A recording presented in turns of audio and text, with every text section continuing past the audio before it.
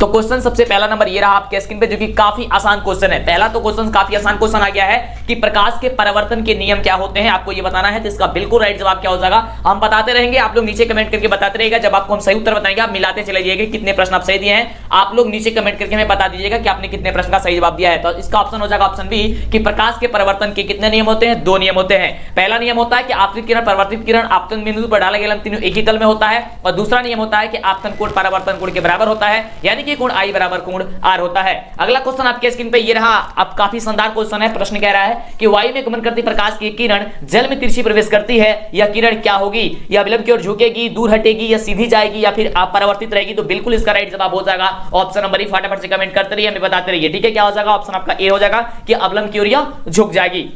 चलिए बात करते हैं अगले नंबर प्रश्न की। अगला नंबर प्रश्न ये रहा आपके स्क्रीन पे, जिस प्रकार से आपके एग्जाम में क्वेश्चन पूछा जाएगा 80, उसी प्रकार से आपका ये टेस्ट हो रहा है, यानी कि आपको 80 क्वेश्चन पूछा जाएगा। इसमें से आपको 40 प्रश्न तो कंपलसरी है, यानी कि आपको जवाब देना ही देना है, और इसी प्रकार से आपको एग्जाम में देना है। लेकिन यहाँ पे 80 क्वेश्चन को कोशिश कीजिएगा जवाब देने की, ठीक है। 80 में 80 आपको लाना है, फटाफट से आपको जवाब देना है। चलिए तो अगला क्वेश्चन है कि निम्नलिखित में किस लेंस को अपसारी लेंस कहा जाता है। एक अभिसारी लेंस होता है, एक अपसारी लेंस होता है। तो याद करके रखिएगा कि अवतल लेंस जो होता है उसे हम लोग अपसारी लेंस कहते हैं, और उत्तल लेंस को हम लोग कहते हैं अभिसारी लेंस, यानी कि ऑप्शन इसका ऑप्शन बी नंबर जो होगा वह बिल्कुल राइट जवाब हो जाएगा। आपके अंदर बाबू खून नहीं, अब जुनून दौड़ना चाहिए। काफी कुछ ही पल आपके एग्जाम में बाकी लगा हुआ है, यानी कि आपका एग्जाम अब नजदीक आ चुका है। अगला क्वेश्चन आपके स्क्रीन पे है कि किसी बिंब का वास्तविक तथा समान साइज का प्रतिबिंब प्राप्त करने के लिए बिंब को उत्तल लेंस के सामने कहां रखे जाना चाहिए। किसी बिंब का वास्तविक तथा समान साइज का यदि हम प्रतिबिंब बनाना चाहते हैं तो उसको कहां रखें, तो लेंस के फोकस के दूरी की दुगुनी पर हम लोग रखना जाना चाहिए, यानी कि 2f पे हम लोग को रखा जाना चाहिए, यानी कि वक्रता केंद्र C पे रखा जाना चाहिए। अगर वक्रता केंद्र दिया रहता तो भी सही होता, लेकिन यहाँ पे ऑप्शन दिया गया है लेंस के फोकस दूरी के दुगुनी पर, यानी कि ये थोड़ा सा घुमा करके आपसे बोला गया है। तो इसी तरह का क्वेश्चन आपके सीधे एग्जाम में देखने को मिलेगा। चलिए बहुत बढ़िया। अगला क्वेश्चन आपके स्क्रीन पर बहुत फटाफट जवाब देने का प्रयास कीजिएगा। अगला क्वेश्चन है बहुत ही शानदार प्रश्न की, मानव नेत्र जिस भाग पर किसी वस्तु का प्रतिबिंब बनता है वह क्या कहलाता है। यानी कि मानव नेत्र के जिस भाग पर किसी वस्तु का प्रतिबिंब बनता है उसे हम लोग क्या कहते हैं, उसे हम लोग कहते हैं रेटिना या फिर दृष्टिपटल। क्या हो जाएगा आपका ऑप्शन नंबर जो बी नंबर दिया गया है, ये डी नंबर, ये आपका राइट जवाब हो जाएगा। डी नंबर क्या हो जाएगा आपका राइट जवाब यहां से हो जाएगा। चलिए कितना बच्चों का सही हो रहा है फटाफट से नीचे कमेंट करके बताते रहिएगा। चैनल को सब्सक्राइब जरूर कीजिएगा, नहीं तो आपको आगे से वीडियो नहीं मिल पाएगी, और लाइक तो करना ही करना बाबू, कंजूसी नहीं। मां सरस्वती आपके साथ है, आपकी रिजल्ट काफी बेहतरीन बनेगी। अगला क्वेश्चन है कि किसी माध्यम के अपवर्तनांक यानी कि म्यू का जो वैल्यू होता है वह क्या होता है। म्यू का वैल्यू क्या होता है आप सभी जानते हैं कि साइन आई बटे साइन आर होता है, यानी कि ऑप्शन आपका कहां पे दिया गया है, तो ऑप्शन आपका ए नंबर ही दिया गया है, यानी कि ए नंबर आपका ऑप्शन जो हो जाएगा बिल्कुल बिल्कुल राइट जवाब हो जाएगा। अगला प्रश्न आपके स्क्रीन बाबू, समय काफी कम है इसलिए हम लोग फटाफट करने की कोशिश करेंगे। अगला प्रश्न है कि किसी लेंस के आवर्धन का एसआई मात्रक क्या होता है, और इस प्रश्न में अधिकतर बच्चे गलती करते हैं। गलती क्या करते हैं देखिए, ध्यान चीज एक बात हमें हमारा याद करके रखिएगा कि जो आवर्धन होता है उसका एसआई मात्रक होता ही नहीं होता है, ठीक है, यानी कि नहीं होता है, यानी कि वो मात्रक विहीन होता है, उसका मात्रक नहीं होता है। ऑप्शन हो जाएगा डी नंबर की आवर्धन का एसआई मात्रक नहीं होता है। अगला क्वेश्चन आपके स्क्रीन पे फटाफट से जवाब देने का प्रयास कीजिए, और जब हम बता रहे हैं तो मिलाते जाइएगा। अगला क्वेश्चन आपके स्क्रीन पे पीडीएफ वगैरह ये क्वेश्चन वगैरह कहां पे मिलेगा, सारी जानकारी आपको दिया जाएगा, बस अंतिम तक बने रहेंगे तब आपको फायदा ये चीज का मिलेगा। अगला क्वेश्चन है बहुत ही शानदार प्रश्न की, तारों का टिमटिमाना प्रकाश के किस घटना को दर्शाता है। तो तारों का जो टिमटिमाना होता है वह प्रकाश के परिकिरणन को दर्शाता है, यानी कि ऑप्शन आपका जो सी नंबर दिया गया है, ये सी नंबर आपका बिल्कुल ही राइट जवाब होगा। बाबू ये बिहार बोर्ड के द्वारा जारी किया गया सारा का सारा क्वेश्चन आपको बता रहा है, ऐसा नहीं कि कुछ भी आपको बताया जा रहा है, जो बिहार बोर्ड बताया है वही क्वेश्चन है, क्योंकि आप देख रहे हैं कि ऑफिशियल सेट का है। चलिए अगला क्वेश्चन आपके स्क्रीन पे प्रश्न कह रहा है कि किसी चालक का प्रतिरोध निम्नलिखित में से किस पर निर्भर करता है। किसी चालक का प्रतिरोध निम्नलिखित में से किस पर निर्भर करता है। देखिए चालक की लंबाई पर, या फिर चालक के अनुप्रस्थ काट के क्षेत्र पर, या चालक की प्रकृति पर, या फिर उपयुक्त सभी पे। तो याद करके गए ये तीनों पे निर्भर करती है, यानी कि ए बी सी दोनों सही, तीनों सही हो जाएगा, यानी कि ऑप्शन नंबर जो डी नंबर दिया गया उपयुक्त सभी पर, यानी कि ऑप्शन डी नंबर जो होगा वह बिल्कुल बिल्कुल क्या हो जाएगा, तो राइट जवाब हो जाएगा। चलिए अगला क्वेश्चन आपके स्क्रीन पर हम लोग फटाफट करते हैं, देखते हैं अगला क्वेश्चन क्या कह रहा है। बहुत ही शानदार क्वेश्चन है कि निम्नलिखित में कौन जो होती है विद्युत शक्ति का मात्रक होता है। विद्युत शक्ति का एसआई मात्रक क्या होता है। विद्युत शक्ति का एसआई मात्रक जो होती है वो वाट होती है। क्या होती है, वाट होती है, यानी कि ऑप्शन आपका जो दिया गया है कहां पे दिया गया है, ऑप्शन नंबर आपका ए में दिया गया है, किसकी विद्युत शक्ति का जो एसआई मात्रक जो होता है वह वाट होता है। अगला प्रश्न आपके स्क्रीन पे है और प्रश्न कह रहा है, बहुत ही शानदार प्रश्न है कि विद्युत परिपथ में विद्युत धारा को मापने के लिए निम्नलिखित में से किस युक्ति का प्रयोग किया जाता है? विद्युत परिपथ में विद्युत धारा को मापने के लिए अमीटर का प्रयोग किया जाता है। किसका प्रयोग किया जाता है? अमीटर का प्रयोग किया जाता है, यानी कि ऑप्शन आपका जो सी नंबर होगा ये बिल्कुल राइट जवाब हो जाएगा। अभी तक जो भी बच्चे वीडियो को लाइक और चैनल को सब्सक्राइब नहीं किए फटाफट से करेंगे, कंजूसी इसमें न करेंगे, आपके पास समय काफी कम है। चलिए अगला क्वेश्चन आपके स्क्रीन पे ये रहा। प्रश्न कह रहा है कि फ्यूज तार के लिए निम्नलिखित में से कौन सा कथन जो होता है वह सत्य है? यानी कि जो फ्यूज तार होता है, जो फ्यूज हम लोग बांधते हैं, वह उसमें क्या चीज होना चाहिए, मतलब फ्यूज तार कैसा होना चाहिए? तो देखिए उसका प्रतिरोध अधिक होना चाहिए और गलनांक काफी कम होना चाहिए, यानी कि गलनांक निम्न होना चाहिए। ऑप्शन आपका सी नंबर बिल्कुल राइट जवाब हो जाएगा कि प्रतिरोध उच्च और गलनांक निम्न होना चाहिए। ये उच्च की जगह अधिक लिख दिया है और निम्न की जगह कम लिखा गया है। ऑप्शन आपका सी नंबर ही राइट जवाब होगा। चलिए समय कम है इसलिए मैं आपको फटाफट आपके स्क्रीन पे क्वेश्चन आ रहा है और जितना जल्दी हो पाता है आप जवाब दीजिएगा। देखते हैं कि कौन बच्चे कितने प्रश्न का जवाब जो है सही दे पाते हैं। अगला प्रश्न देखिए, सोच समझ कर जवाब दीजिएगा क्योंकि काफी बच्चे इस प्रश्न में गलती कर देंगे। प्रश्न क्या कहा जा रहा है कि निम्नलिखित पदार्थों में कौन चुंबकीय पदार्थ नहीं है? और काफी बच्चे क्या करते हैं, जल्दी के चक्कर में पढ़ देते हैं कि कौन चुंबकीय पदार्थ है। तो नहीं, ऐसा ना पढ़िएगा। आप लोग को क्वेश्चन स्क्रीन पे है कि निम्नलिखित पदार्थों में कौन चुंबकीय पदार्थ नहीं है? तो पीतल यह चुंबकीय पदार्थ नहीं होता है, यह पीतल होता है, यानी कि लोहा, निकल और कोबाल्ट ये सभी चुंबकीय होते हैं। अगला क्वेश्चन आपके स्क्रीन पे ये रहा और आप काउंट करते जाइए कि आप कितने प्रश्न का सही जवाब दे पा रहे हैं। ठीक है, अगला देखिए प्रश्न। अगला प्रश्न कह रहा है कि किसी विद्युत धारावाही सीधी लंबी परिनालिका के भीतर चुंबकीय क्षेत्र का मान जो होता है वह क्या होता है? किसी विद्युत धारावाही सीधी लंबी परिनालिका के भीतर चुंबकीय क्षेत्र का जो वैल्यू होता है वह हर जगह एक समान होता है। यानी देख लेते हैं कि ऑप्शन कहां पे दिया गया है। तो हम सभी का ऑप्शन दिया गया है ऑप्शन डी में कि सभी बिंदु पर यह समान होता है। ऑप्शन हो जाएगा डी नंबर, बिल्कुल ही राइट जवाब। ठीक है, तो बहुत ही जबरदस्त है क्वेश्चन जितना दिया गया। ठीक है, ऑप्शन डी कह रहा था कि is equal at all points, यानी कि हर जगह ये इसका जो मान होता है वह समान होता है। अगला क्वेश्चन है कि विद्युत धारा के चुंबकीय प्रभाव का खोज जो है किसने कर दिया था? विद्युत धारा के चुंबकीय प्रभाव का जो खोज किया था वो कौन किया था? ऑस्टेड, एम्पियर या बोर या फिर फैराडे ने। तो उसका खोज किए थे ऑस्टेड ने, यानी ऑप्शन जो आपका ए नंबर दिया गया है, ए नंबर आपका जो होगा वह बिल्कुल राइट जवाब होगा। अगला प्रश्न बाबू आपके स्क्रीन पे काफी लाजवाब, आप वीडियो छोड़ करके जाएंगे दिक्कत हो जाएगी क्योंकि काफी जबरदस्त क्वेश्चन है, खुद बिहार बोर्ड के द्वारा बताया गया सारा का सारा क्वेश्चन है। आपके स्क्रीन पे अगला क्वेश्चन है कि निम्न में से कौन जो है वह जैव मात्रा ऊर्जा स्रोत का उदाहरण नहीं है?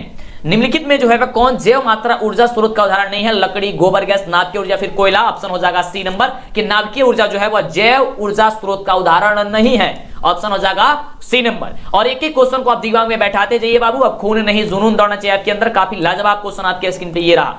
आपके एग्जाम में काफी कम समय बचा हुआ है, जो भी बताया जा रहा है आप कंप्लीट उसको याद कर लीजिए क्योंकि यही सभी क्वेश्चन आपके एग्जाम में आता है, इससे बाहर नहीं आता है। अगला क्वेश्चन आपके स्क्रीन पे कि Na2SO4 यानी कि सोडियम सल्फेट और बेरियम क्लोराइड यानी कि BaCl2 से बनता है BaSO4 यानी कि बेरियम सल्फेट और 2NaCl यानी कि सोडियम क्लोराइड। यहां पे पूछा जा रहा है कि निम्नलिखित अभिक्रिया में किस प्रकार की अभिक्रिया हुई है? आप सभी अभिक्रिया के बारे में तो जानते ही हैं कि संयोजन अभिक्रिया क्या कहती है, द्विविस्थापन अभिक्रिया क्या कहती है, वियोजन अभिक्रिया क्या कहती है और विस्थापन अभिक्रिया क्या कहती है। इस ऑप्शन से आपको चेक करना है कि इसका राइट जवाब जो होगा वह क्या चीज होगा। तो ध्यान दीजिएगा, एक एक करके हम कोशिश करना चाहेंगे। एक बार आपको रिवीजन के लिए हम बता दें कि संयोजन अभिक्रिया क्या होता है। तो सिंपल भाषा में आपको समझाने का प्रयास करेंगे कि दो छोटा छोटा पदार्थ मिलकर अगर एक बड़ा पदार्थ का निर्माण कर देगा उसे हम लोग कहेंगे संयोजन। यानी कि अगर दो जो होंगे आपका पदार्थ मिलकर के एक बड़े पदार्थ का निर्माण कर देते हैं उसे कहते हैं संयोजन। द्विविस्थापन का मतलब होता है जिसमें आयनों का आदान प्रदान होता है, वे द्विविस्थापन अभिक्रिया होती है। वियोजन अभिक्रिया कौन होता है? तो एक बड़ा पदार्थ यानी कि एक बड़ा अभिक्रिया आपका ये टूट करके, जैसे कि CH3 टूट करके Ca और CO2 में बढ़ जाता है, उसे हम लोग कहेंगे क्या चीज? वियोजन अभिक्रिया। यानी कि एक बड़ा पदार्थ टूट करके छोटे पदार्थ में बढ़ जाता है, उसे हम लोग वियोजन अभिक्रिया कहते हैं। विस्थापन अभिक्रिया क्या होता है कि वैसी अभिक्रिया जिसमें एक अधिक क्रियाशील तत्व अपने से कम क्रियाशील तत्वों को विस्थापित कर देता है यानी कि हटा देता है, उसे हम लोग विस्थापन अभिक्रिया कहते हैं। और वही काम यहाँ पे ऑप्शन नंबर ये क्वेश्चन नंबर 17 में हुआ है कि Na2SO4 में क्या ध्यान से देखेंगे तो Ba जो है आपका इसका जो Na से यानी कि SO4 से इसका स्थान हटा दिया है और खुद वहां पे आ चुका है। आप देख पा रहे हैं, ध्यानपूर्वक आप गौर करेंगे तो देखेंगे यहाँ पे Na2 था लेकिन अब यहाँ पे BaSO4 हो गया है, यहाँ पे जो Na2SO4 था वो। ठीक है, यानी कि उसका स्थान बदल दिया है, चेंज कर दिया, उसे हटा करके खुद अपने ही आ चुका है, यानी कि हो जाएगा आपका विस्थापन अभिक्रिया। अगले प्रश्न की बात करते हैं। अगला प्रश्न आपके स्क्रीन पे ये रहा। प्रश्न काफी जबरदस्त क्वेश्चन है कि अम्लीय वर्षा का मान जो होता है पीएच मान कितना होता है? पीएच मान आपको बताना है कि अम्लीय वर्षा का पीएच वैल्यू जो होती है वो कितनी होती है। तो अम्लीय विलयन के पीएच जो वैल्यू होती है वो 5.6 होती है जब यानी कि अम्लीय वर्षा होती है। और अम्ल का आप लोग पीएच मान अक्सर जानते हैं कि 7 से कम ही होता है। तो जो पीएच मान यानी कि अगर किसी जल का मान 5.6 से कम हो जाएगा तो वो उसे हम लोग कहेंगे क्या चीज, ये अम्लीय हो जाएगी, अम्लीय। और वर्षा में यही घटना होती है, जो काफी ज्यादा इमारतें यानी कि जो बिल्डिंग होती है वो क्षतिग्रस्त हो रही है, और चर्म रोग होने की संभावना सबसे ज्यादा होती है अम्लीय वर्षा होती है। तो यानी कि अम्लीय वर्षा का मान कितना होता है, पीएच मान कितना होता है, 5.6 होता है। जो बच्चे 5.6 दे रहे होंगे उनका बिल्कुल राइट जवाब है। अगला क्वेश्चन आपके स्क्रीन पे है, काफी लाजवाब क्वेश्चन है कि NaHCO3 यौगिक का प्रचलित जो नाम होता है वो क्या होता है।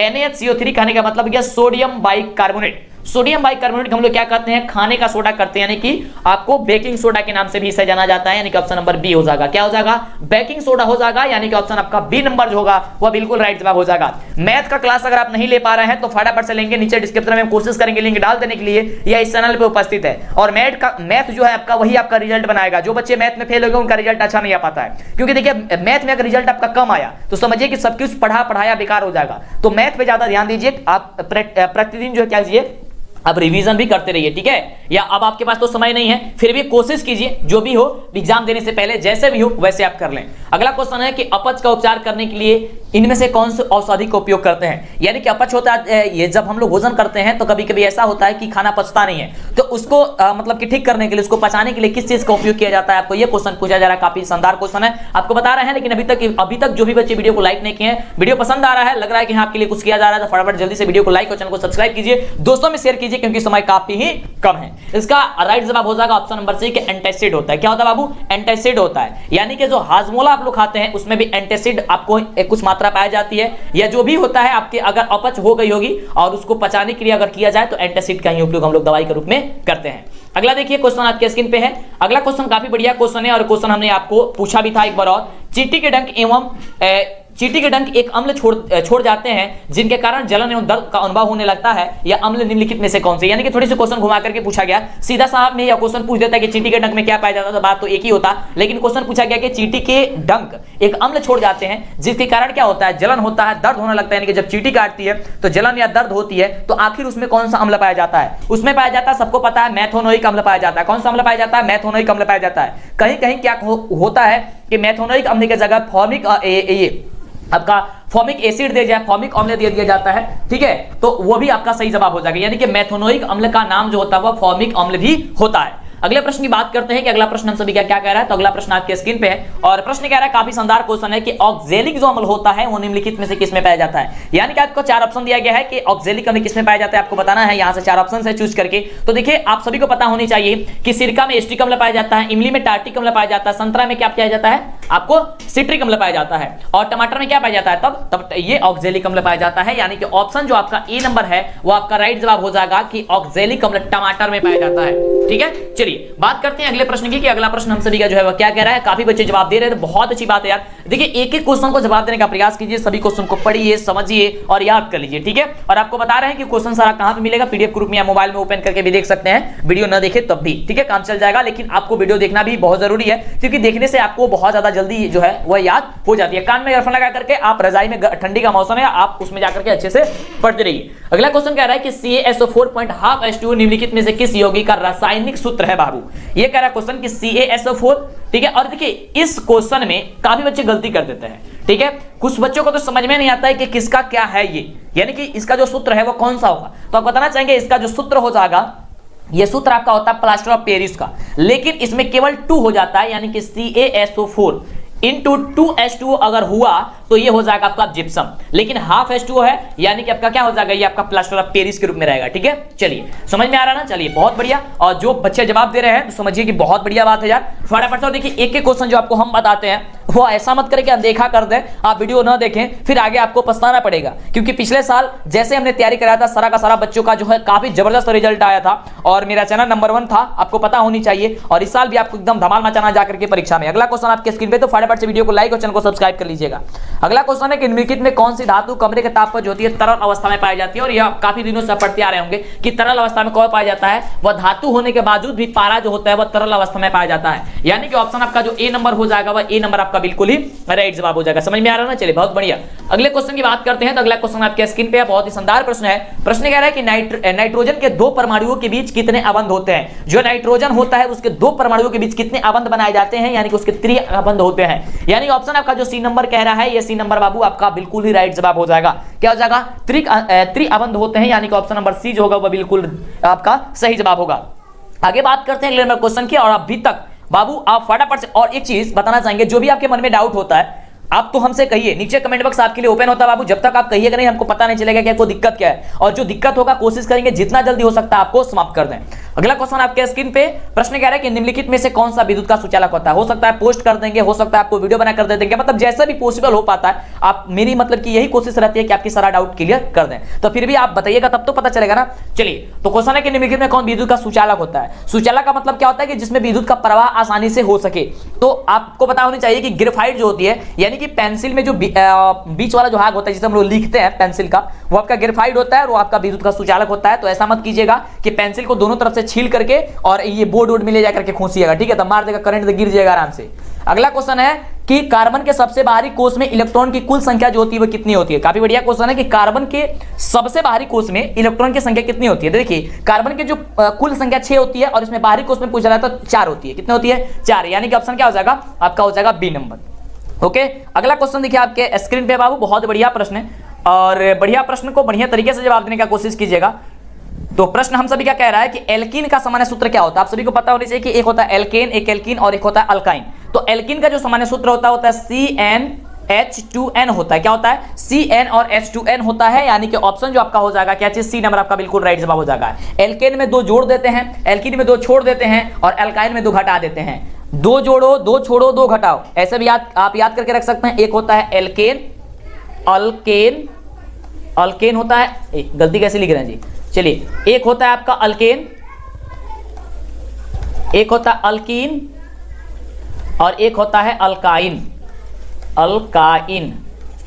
इसमें क्या होता है कि 2 जोड़ दिया जाता है, CnH2n +2 कर देते हैं, इसमें 2 छोड़ देते हैं यानी कि CnH2n हो जाता है। इसको क्या करते हैं? 2 घटा देते हैं यानी कि CnH2n -2 लिख देते हैं। बस आपका तीनों का तीनों याद हो गया। और हमेशा कभी ना कभी इन तीनों में से कोई ना कोई आपके एग्जाम में आ जाता है, ठीक है? एल्केन में क्या करते हैं? 2 जोड़ देते हैं, एल्कीन में 2 छोड़ देते हैं और अल्काइन में क्या करते हैं? 2 घटा देते हैं, ठीक है? CnH2n में।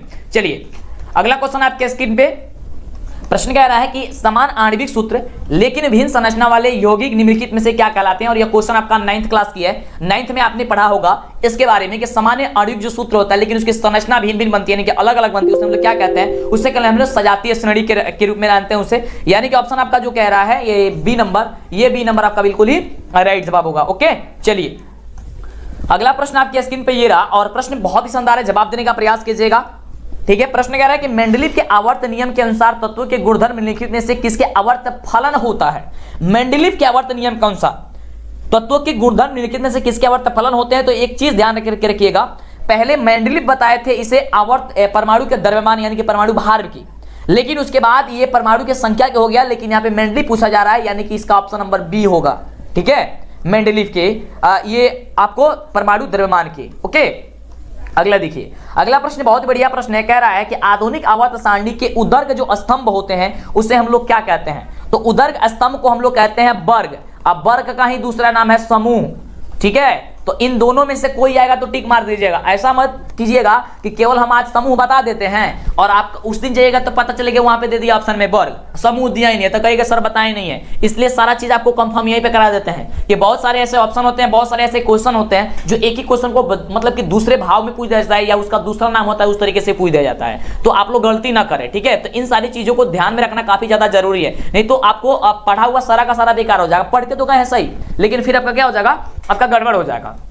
अगला देखिए क्वेश्चन, ये देखिए क्वेश्चन कह रहा है कि अम्ल राज्य में ये HCl जो होता है और HNO3 जो होता है, क्या होता है? HNO3 होता है कि अनुपात क्या होता है? तो इसका देखिए जो अनुपात होता है वह 3:1 होता है, ठीक है? ऑप्शन हो जाएगा आपका डी नंबर। ये आपका NCERT के जो आपका बुक है यानी कि जो साइंस की किताब है उसमें आपको 3rd नंबर लेसन में दिया हुआ है, और गूगल पे आप चेक कीजिएगा तो 1.3 देता है, लेकिन यहाँ पे 3.1 होगा। एक बार इजी आपने पढ़ा होगा तो 3:1 होगा, ठीक है? हमने भी इसको गूगल पे चेक किया कंफर्म करने के लिए, ठीक है?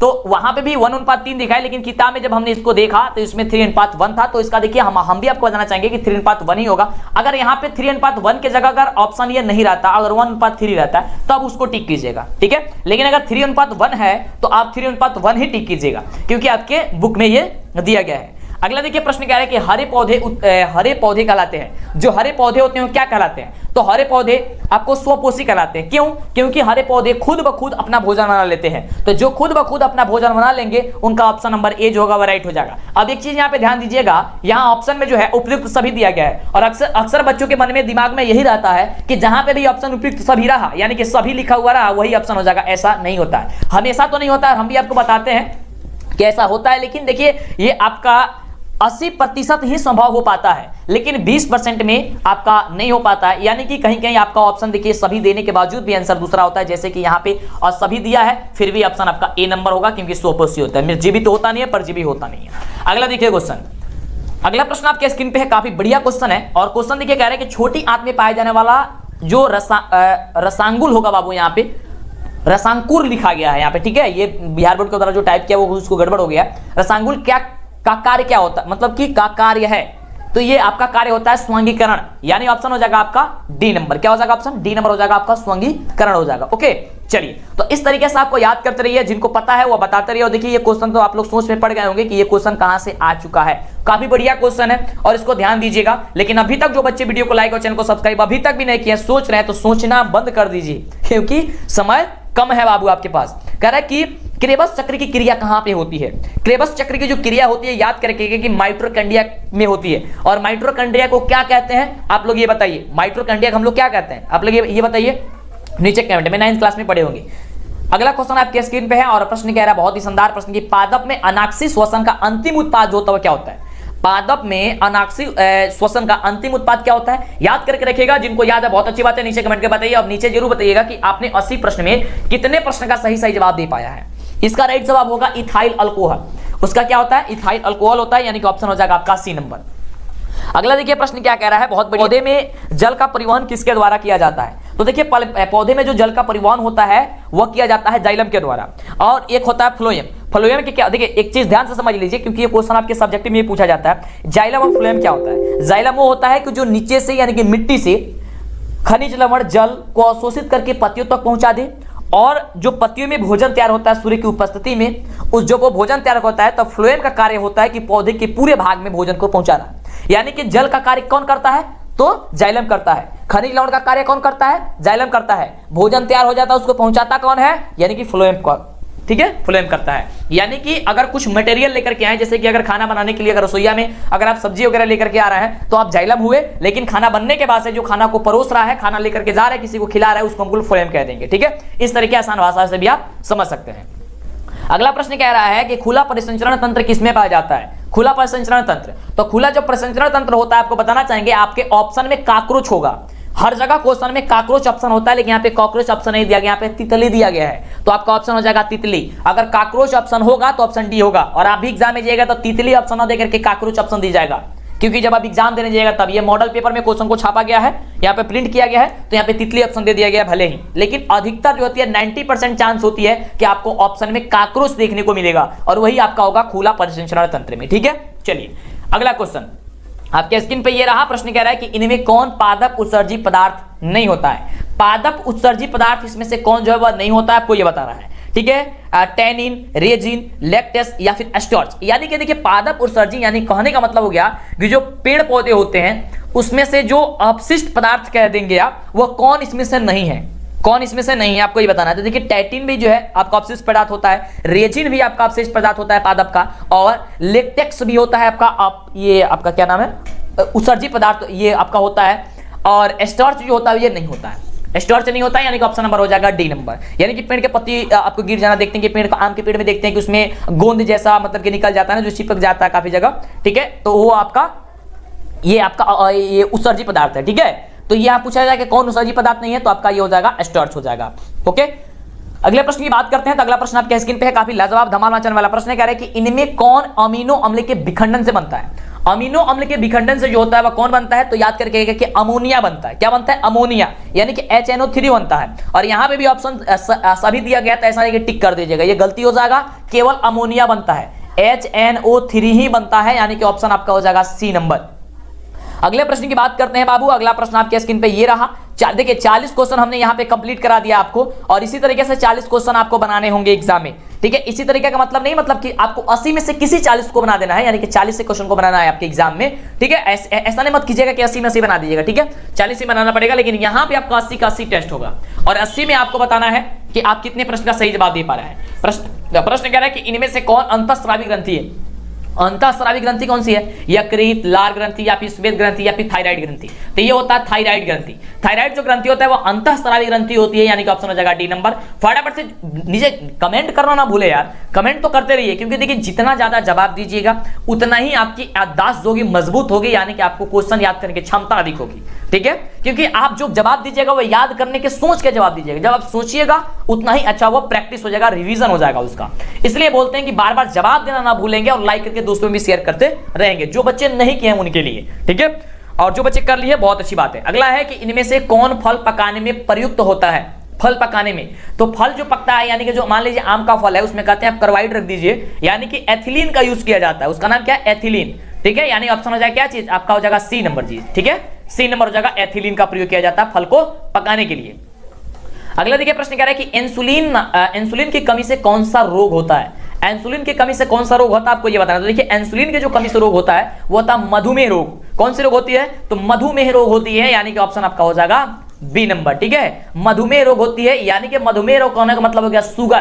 काफी बच्चों को यह समझ में नहीं आ रहा कि मधुमेह रोग किसे कहते हैं। शुगर को, जो शुगर बीमारी होती है वो मधुमेह रोग कहते हैं उसको, ठीक है। चलिए, और अक्सर इस आजकल जो सबसे ज्यादा यह बीमारी हो रही है, ठीक है। अगला देखिए, अगला प्रश्न कह रहा है बहुत ही शानदार प्रश्न कि ईस्ट में अलैंगिक जन्म की कौन सी विधि होती है।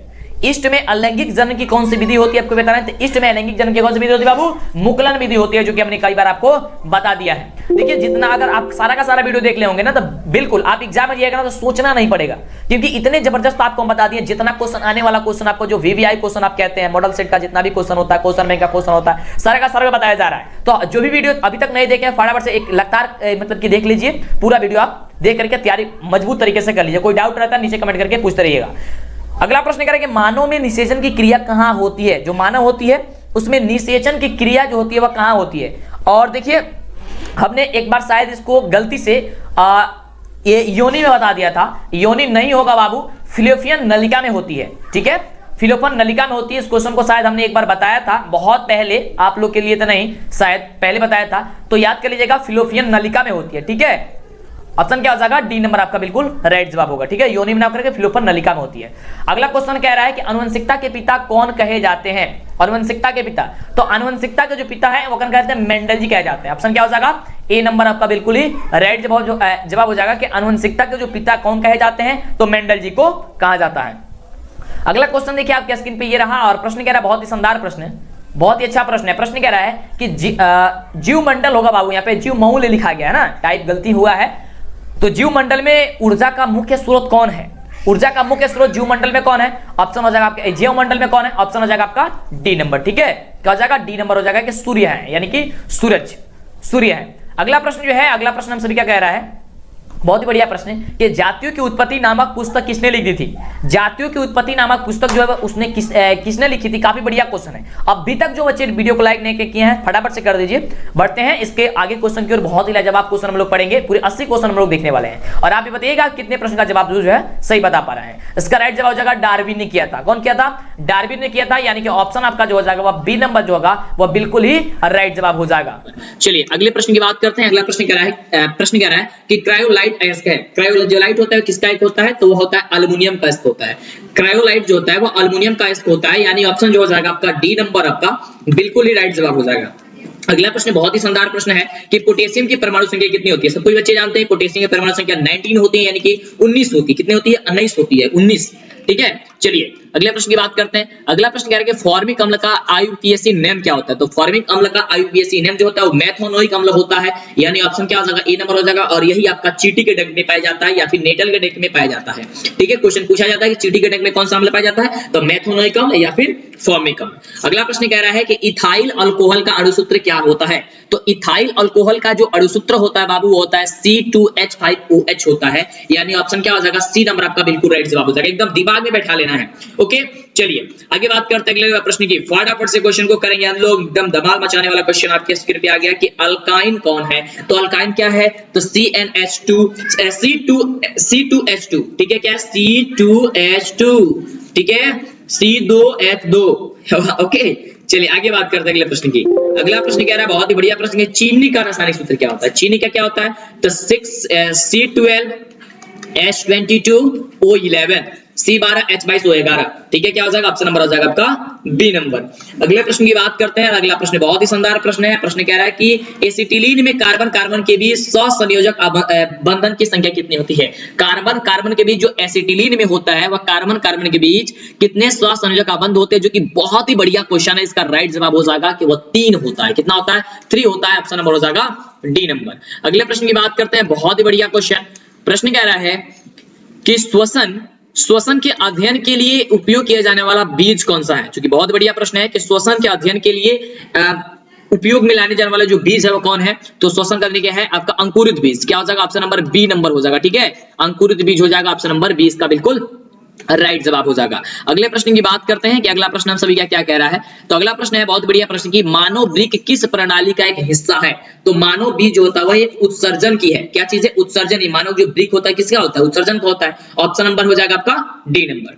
अगले प्रश्न की बात करते हैं। तो अगला प्रश्न हम सभी का बहुत बढ़िया प्रश्न है। प्रश्न है कि पौधों में जाइलम निम्नलिखित में से किसके परिवहन के लिए जिम्मेदार है। बहुत बढ़िया प्रश्न है कि जाइलम, तो देखिए जाइलम जो होता है वह आपका पानी के लिए होता है, यानी कि नीचे से मिट्टी से क्या होता है, खनिज लवण को या फिर जल को लेकर के जाता है पौधे के पत्तियों तक। फिर वहां पे भोजन तैयार होता है प्रकाश संश्लेषण की उपस्थिति में तैयार होने के बाद से फ्लोएम पूरे भागों में भोजन को पहुंचाता है, ठीक है, क्या हो जाएगा, इसका आंसर ऑप्शन हो जाएगा ए नंबर की पानी जाइलम का कार्य होता है। अगला प्रश्न कह रहा है, यहाँ पे बहुत बढ़िया प्रश्न कह रहा है कि श्वसन के दौरान कौन सी गैस निकलती है। श्वसन के दौरान जो होती है वह कौन सी गैस निकलती है, आप सभी को पता है कि CO2 निकलती है, यानी कि ऑप्शन जो आपका ए नंबर है, ये ए नंबर आपका बिल्कुल ही राइट जवाब हो जाएगा, ठीक है। चलिए आगे बात करते हैं अगले नंबर प्रश्न की। अगला प्रश्न हम सभी क्या कह रहा है, तो हम सभी का देखिए अगला नंबर प्रश्न बहुत ही शानदार प्रश्न है, काफी बार आपके एग्जाम में आ चुका है। और प्रश्न देखिए कह रहा है कि फलों के पकने के लिए निम्नलिखित में से किससे नियंत्रित किया जाता है। फलों को पकाने के लिए तो एथिलीन होता है, क्या होता है, एथिलीन होता है, यानी ऑप्शन जो आपका सी नंबर कह रहा है, ये सी नंबर आपका बिल्कुल ही राइट जवाब हो जाएगा। अगले प्रश्न की बात करते हैं जो कि बहुत बढ़िया प्रश्न है। प्रश्न कह रहा है न्यूरॉन का वह हिस्सा जहां जानकारी हासिल की जाती है। क्वेश्चन है कि न्यूरॉन का वह हिस्सा जहां पे जानकारी हासिल की जाती है वह क्या चीज है, तो वह है डेंड्राइट, यानी क्या है, डेंड्राइट हो जाएगा, यानी ऑप्शन हो जाएगा ए नंबर, जो कि बिल्कुल राइट जवाब। अगले प्रश्न की बात करते हैं। अगला प्रश्न क्या कह रहा है, फटाफट से वीडियो को लाइक करेंगे यार, मां सरस्वती के नाम लेंगे, आपका रिजल्ट काफी जबरदस्त लाजवाब धमाल होगा। चलिए अगला प्रश्न आपकी स्क्रीन पे कि निम्नलिखित में कौन आपातकाल का हार्मोन है। आपातकाल का हार्मोन आपका कौन है, इसमें से आपको यह बताना है। तो बहुत ही लाजवाब क्वेश्चन है, इसका जवाब हो जाएगा ऑप्शन नंबर ए के एड्रेनालिन है, यानी ऑप्शन आपका ए नंबर हो जाएगा, बिल्कुल ही राइट जवाब हो जाएगा। अगले प्रश्न की बात करते हैं। तो अगला प्रश्न आप सबके स्क्रीन पे है। प्रश्न कह रहा है कि निम्नलिखित में से कौन सी अनैच्छिक क्रिया नहीं है। अनैच्छिक क्रिया नहीं है यानी कि कौन हमारे बस का है। बस बात इतना समझिए कि कौन किसे हम रोक सकते हैं, हम अपने अनुसार चला सकते हैं। उल्टी को नहीं, जब उल्टी आती है तो हम अगर रोकेंगे तो ये रुक नहीं सकते हैं। अत्यधिक लार निकलता है तो फिर हम अपने से कैसे रोक सकते हैं, नहीं ये रोक सकते हैं। दिल की धड़कना, दिल धड़क रहा है उसको कैसे रोकेंगे, रोकेंगे तो गए काम से गए, ठीक है, तो ये नहीं कर सकते। ऑप्शन क्या हो जाएगा, सी नंबर हो जाएगा कि चबाना, क्योंकि भोजन को हम चबा रहे हैं तो उसको रोक भी सकते हैं। जब मन करेगा तब चबाएंगे, नहीं मन करेगा नहीं चबाएंगे, यार मेरी मर्जी है ना, आपकी मर्जी। चलिए अगला प्रश्न क्या हो जाएगा, ऑप्शन आपका हो गया डी नंबर का बिल्कुल राइट जवाब। अगला प्रश्न बहुत बढ़िया प्रश्न है कि मानव में गर्भ की अवधि कितनी होती है, यानी कि जो स्त्री होती है उनमें गर्भ की जो अवधि होती है वो कितनी दिन तक की होती है। तो आप सभी को पता है 9 महीने यानी कि 270 दिन तक होती है, ठीक है। 270 दिन जब तक पूरा नहीं होता है तब तक डिलीवरी होगा नहीं, यानी कि बच्चे की पैदाइश नहीं हो पाएगी। कभी कभी ऐसे असंभव घटना में हो जाती है, ठीक है, लेकिन 270 दिन आपको मान करके चला जाता है। अगले प्रश्न की बात की जाते हैं। अगला प्रश्न कह रहा है कि गंगा एक्शन प्लान कब शुरू हुआ था। तो 1985 में शुरू हुआ था, यानी ऑप्शन क्या हो जाएगा आपका, ऑप्शन नंबर हो जाएगा बी नंबर। अगले प्रश्न की बात करते हैं। अगला प्रश्न हम सभी क्या कह रहा है, जो कि काफी बढ़िया क्वेश्चन है। प्रश्न कह रहा है कि मुकुलन द्वारा अलैंगिक जनन निम्नलिखित में किसमें होता है। मुकुलन द्वारा अलैंगिक जनन होता है इष्ट में, क्या हो जाएगा, इष्ट में होता है, यानी ऑप्शन जो आ जाएगा आपका ए नंबर बिल्कुल ही राइट जवाब हो जाएगा।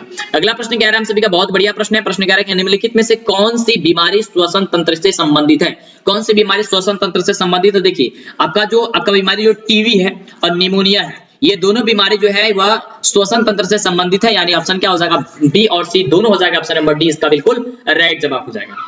अगले प्रश्न की बात करते हैं। तो अगला प्रश्न हम सभी का है, बहुत बढ़िया प्रश्न है। प्रश्न कह रहा है कि मनुष्य और अन्य मांसाहारी जीव निम्नलिखित में से किसका पाचन नहीं कर पाते हैं। जो मनुष्य है और अन्य मांसाहारी जो जीव होते हैं किसका मुख्य रूप से पाचन नहीं करेंगे, तो वह सेलुलोज का हम नहीं कर पाएंगे, क्योंकि सेलुलोज तो आपको मानव में नहीं, ये आपको पौधे वगैरह करते हैं। ठीक है, ऑप्शन क्या हो जाएगा, बी नंबर हो जाएगा।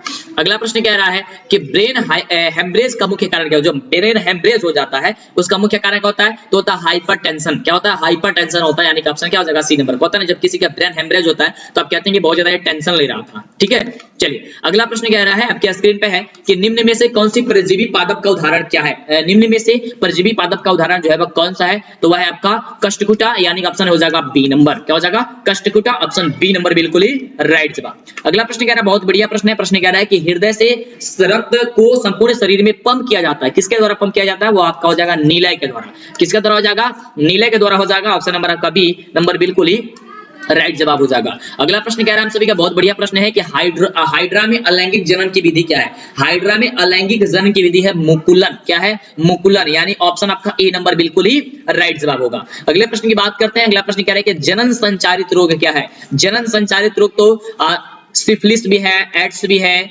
गुनेरिया में भी है, यानी ऑप्शन क्या हो जाएगा, डी नंबर हो जाएगा, तीनों है। ठीक है, अगले प्रश्न की बात करते हैं। अगला प्रश्न हम सभी क्या कह रहा है, बहुत ही बढ़िया प्रश्न है। प्रश्न कह रहा है कि पुष्प का सबसे बाहरी भाग क्या है। पुष्प का सबसे बाहरी भाग क्या है, तो बाह्य दलपुंज है। क्या चीज है पुष्प का बाहरी भाग, तो पुष्प बाह्य दलपुंज है, ऑप्शन हो जाएगा ए नंबर। अगले प्रश्न की बात करते हैं। अगला प्रश्न हम सभी कह रहा है कि ब्लड समूह ए में कौन सा एंटीबॉडी होता है, तो ब्लड ए समूह में जो एंटीबॉडी होता है वो बी होता है। क्या हो जाएगा, बी होता है, यानी ऑप्शन हो जाएगा बी नंबर, सी नंबर आपका बिल्कुल राइट जवाब। ठीक है, क्या हो जाएगा, सी नंबर आपका राइट जवाब हो जाएगा।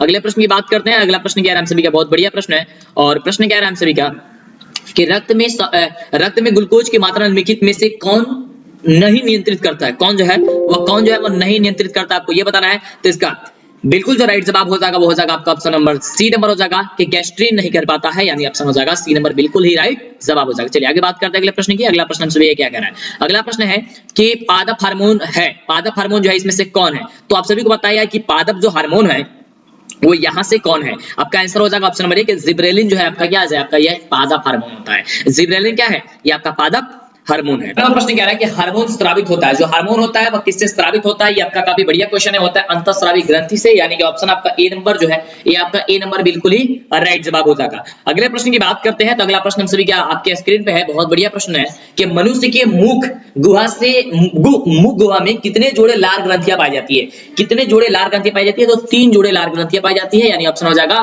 सी नंबर आपका बिल्कुल राइट जवाब। अगला प्रश्न की बात करते हैं। तो अगला प्रश्न जो है बहुत बढ़िया प्रश्न है, कह रहा है कि एंड्रोजन जो है वो क्या चीज है। तो एंड्रोजन आपका मेल हार्मोन है। क्या चीज है, यह एक मेल हार्मोन है, यानी कि ऑप्शन आपका ए नंबर बिल्कुल ही राइट जवाब हो जाएगा। चलिए बात करते हैं अगले प्रश्न की, और यह रहा आपका लास्ट प्रश्न। इसके बाद हम बात करेंगे आपके सब्जेक्टिव क्वेश्चन की, यानी कि लघुत्तरीय और दीर्घोत्तरीय क्वेश्चन बताने वाले हैं, जो कि बिहार बोर्ड ने जारी किया था, जो कि काफी मस्त है, जबरदस्त है। तो वीडियो को लाइक और चैनल को सब्सक्राइब कर लीजिए। चाहिए तो आइए हम लोग क्वेश्चन कर लेते हैं 80 नंबर, फिर सब्जेक्टिव बात करते हैं। क्वेश्चन के मटर को अपने प्रयोग के लिए किसने चुना था। मटर को प्रयोग के लिए कौन किया था, तो मेंडल जी ने चुने थे, यानी ऑप्शन हो जाएगा आपका ए नंबर बिल्कुल ही।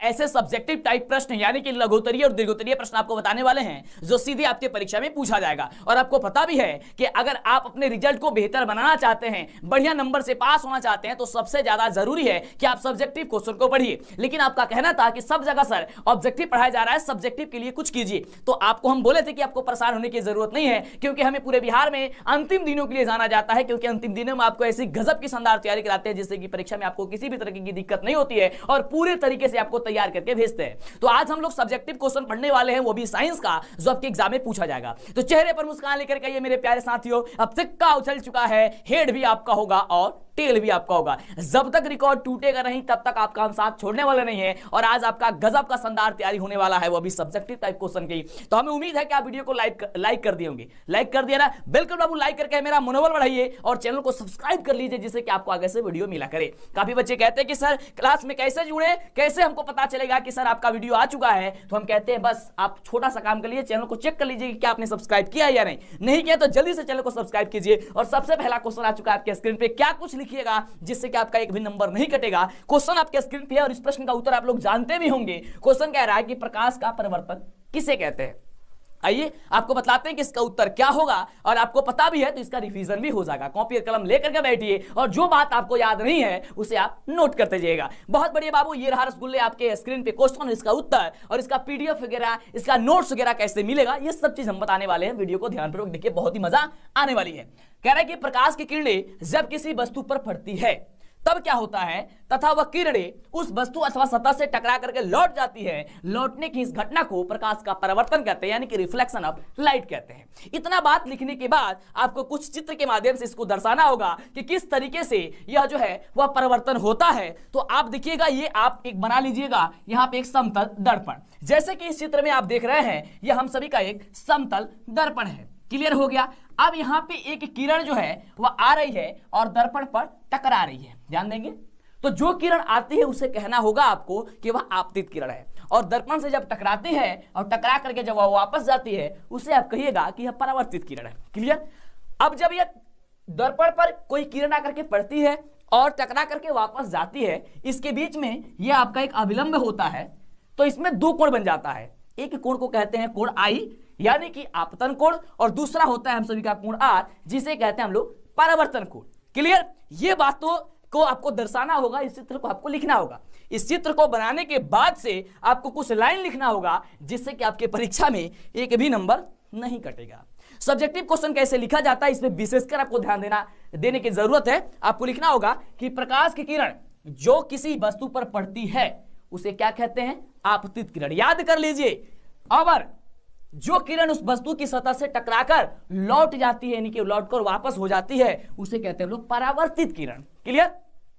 आपतित किरण तथा आपतित बिंदु के बीच जो अभिलंब होता है, अभिलंब के बीच बनने वाला कोण को हम लोग कहते हैं आपतन कोण, जो आपको हमने समझाया। और परावर्तित किरण तथा अभिलंब के बीच बनने वाला कोण को हम लोग कहते हैं परावर्तन कोण। यही चीज हमने आपको ऊपर बखूबी बेहतर तरीके से समझा दिया था कि ये आपका किरण आ रही है, ये टकरा करके वापस जा रही है। जो किरण आती है उसे कहते हैं बाबू आपतित किरण, जो टकरा करके जाती है उसे कहते हैं परावर्तित किरण। इसके बीच में अगर हम लंब डालते हैं, ये आपतित बिंदु पड़ती है, दो कोण में जो है वह विभक्त हो जाती है। एक कोण को कहते हैं कोण आई, जिसे आपतन कोण, और एक कोण कहते हैं कोण आर, जिसे कहते हैं परावर्तन कोण। और ध्यान दीजिएगा, एक बात नोट कर लीजिए, क्वेश्चन आ सकता है एग्जाम में कि आपतित किरण, ये आपतन कोण और परावर्तन कोण दोनों आपस में बराबर होता है। क्लियर। आपने ये समझ लिया। चलिए अब दूसरा क्वेश्चन आपके स्क्रीन पे ये रहा।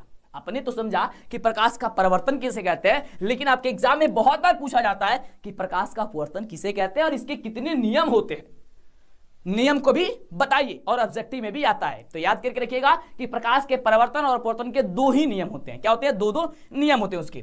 तो ध्यान दीजिएगा कि आपको क्या लिखना होगा प्रकाश के अपवर्तन में। यह क्वेश्चन आपके एग्जाम में आएगा ही आएगा। तो लिखना होगा आपको कि जब प्रकाश की किरण एक माध्यम से दूसरे माध्यम में जाती है तो माध्यम में प्रवेश करने पर इसका वेग तथा दिशा बदल जाती है। अर्थात कहने का मतलब यह है कि प्रकाश किरण अपनी मार्ग से विचलित हो जाती है, और इसी घटना को हम लोग कहते हैं प्रकाश का अपवर्तन। क्या कहते हैं, इसी घटना को कहते हैं हम लोग प्रकाश का अपवर्तन। तो इसका मन करते हैं स्क्रीनशॉट ले लीजिए, मन करे तो याद कर लीजिए, नहीं तो लिख लीजिए, या फिर पीडीएफ भी आपको दे देंगे। आपको टेंशन लेने की जरूरत नहीं है। तो वही अब आपको बताते हैं कि प्रकाश के अपवर्तन के कितने नियम होते हैं, कौन कौन से नियम होते हैं, और आपको क्या लिखना होगा जिससे कि आपके परीक्षा में एक भी नंबर नहीं काटा जाएगा। आपको लिखना होगा कि आपतित किरण, अपवर्तित किरण तथा आपतन बिंदु पर अभिलंब तीनों एक ही तल में होता है। ये पहला नियम होता है। दूसरा इसका नियम है कि जब एक ही रंग के प्रकाश की किरण किन्हीं दो माध्यमों के सीमा तल पर तिरछी आपतित होती है तो आपतन कोण की जया तथा अपवर्तन कोण की जया का अनुपात एक ही नियतांक होता है।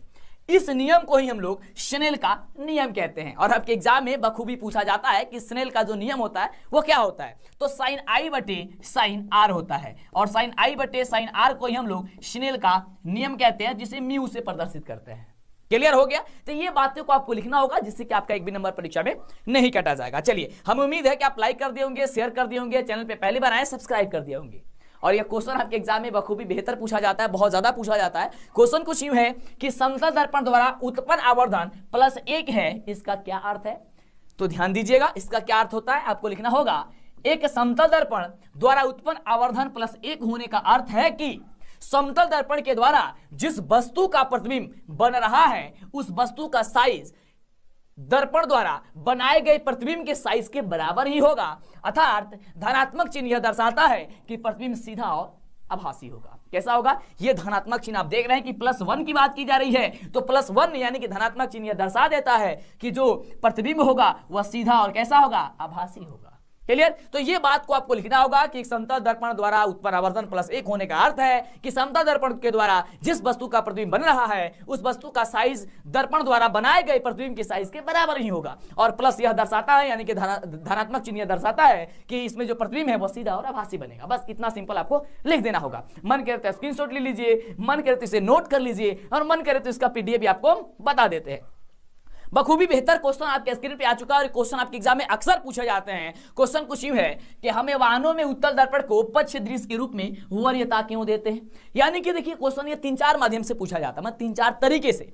पहला पूछ दिया गया कि हमें वाहनों में उत्तल दर्पण को पक्ष दृश्य में वरीयता क्यों देते हैं। ये कुछ क्वेश्चन पूछा जा सकता है हमें वाहनों में साइड मिरर के रूप में किस दर्पण का उपयोग करते हैं उसके बारे में बताएं क्यों किया जाता है। इस तरीके से भी पूछा जाता है। तो आपको तो पता ही है कि समतल दर्पण का उपयोग, ये उत्तल दर्पण का उपयोग हम लोग वाहनों के पक्ष दृश्य में करते हैं। क्यों करते हैं आइए आपको बताते हैं और क्या लिखिएगा जिससे कि आपका एक भी नंबर परीक्षा में नहीं कटेगा। आपको लिखना होगा उत्तल दर्पण को पक्ष दृश्य दर्पण के रूप में इसलिए वरीयता देते हैं, यानी इसलिए उसको लागू करते, उसको लगाया जाता है क्योंकि वे जो है सदैव सीधा प्रतिबिंब बनाते हैं। इनका दृष्टि क्षेत्र भी बहुत अधिक होता है क्योंकि ये बाहर की ओर वरित होते हैं। अब देखिए ये इसलिए प्रयोग किया जाता है, देख सकते हैं आपको गाड़ी के जो भी है उसमें साइड मिरर के रूप में पीछे की वस्तुओं को, पीछे के लोगों को देखने के लिए उसका प्रयोग किया जाता है क्योंकि इसका दृष्टि विस्तार काफी अलग होता है। ये काफी दूरी से भी वो लोगों को ये दिखा देता है ना, इसलिए इसका उपयोग क्या जाता है। हम लोग समतल दर्पण का उपयोग हम लोग करते हैं, ये उत्तल दर्पण का उपयोग हम लोग करते हैं वाहनों के पक्ष दृश्य के रूप में। चलिए क्लियर। चलिए अगला क्वेश्चन है 5वां नंबर क्वेश्चन, बड़ा ही शानदार, बड़ा ही गजब, बड़ा ही शानदार धमाकेदार क्वेश्चन है। क्वेश्चन अद्भुत है। कह रहा है कि उत्तल लेंस को अभिसारी लेंस क्यों कहते हैं, है ना क्वेश्चन अद्भुत, बहुत बढ़िया क्वेश्चन है। तो बाबू आप लोग इसका उत्तर क्या लिखिएगा जिससे कि आपका एक भी नंबर नहीं कटेगा। आपको लिखना होगा कि उत्तल लेंस के द्वारा आपतित समानांतर किरणें अपवर्तन के फलस्वरूप एक ही बिंदु पर मिलती है, यानी उत्तल लेंस प्रकाश के समानांतर किरणों को अभिसरित करता है। अतः उत्तल लेंस को इसी गुण के कारण हम लोग उसे क्या कहते हैं, अभिसारी लेंस कहते हैं। क्लियर?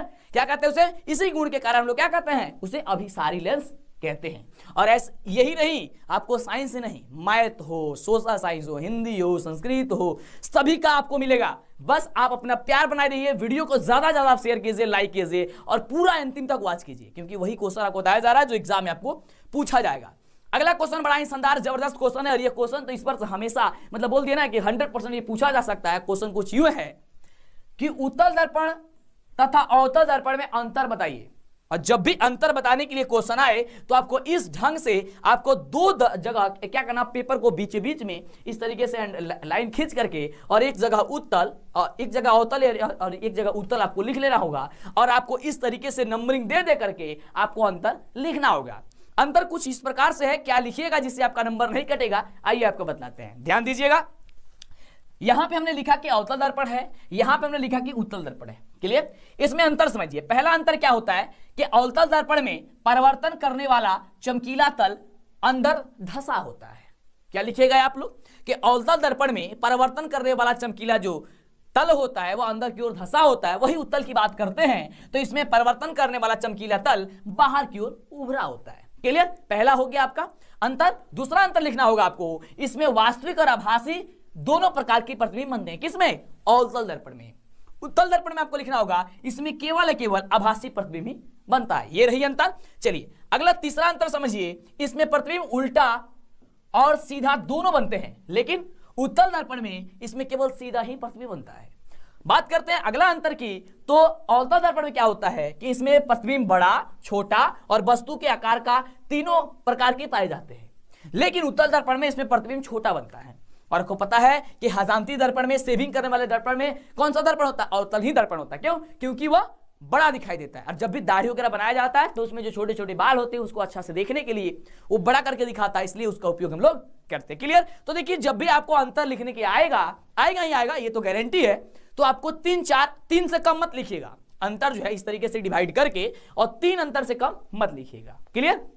चलिए अगला क्वेश्चन है, और अंतर लिखने के कभी यही आप लोग रूल यूज कीजिएगा, पेज को बीच बीच में आप लोग एक अंडरलाइन खींच दीजिएगा और इस तरीके से बॉक्स बना करके उसमें अंतर लिखिएगा। क्लियर? चलिए तो बखूबी आपका नंबर एक भी नहीं काटा जाएगा। अगला क्वेश्चन है कि उत्तल लेंस और अवतल लेंस में क्या अंतर है। अब देखिए उत्तल लेंस और अवतल लेंस में हमने तो पढ़ा उत्तल दर्पण और अवतल दर्पण में अंतर, लेकिन उसके बाद भी क्वेश्चन पूछा जा सकता है कि उत्तल लेंस और अवतल लेंस में क्या अंतर होता है। आइए बाबू आपको समझाते हैं और क्लियर तरीके से बताते हैं कि क्या इसका उत्तर होगा और कैसे आप लिखिएगा जिससे कि आपका एक भी नंबर नहीं कटेगा। सबसे पहले उत्तल लेंस की बात करते हैं और यहां पर बात करते हैं अवतल लेंस की। क्लियर हो गया।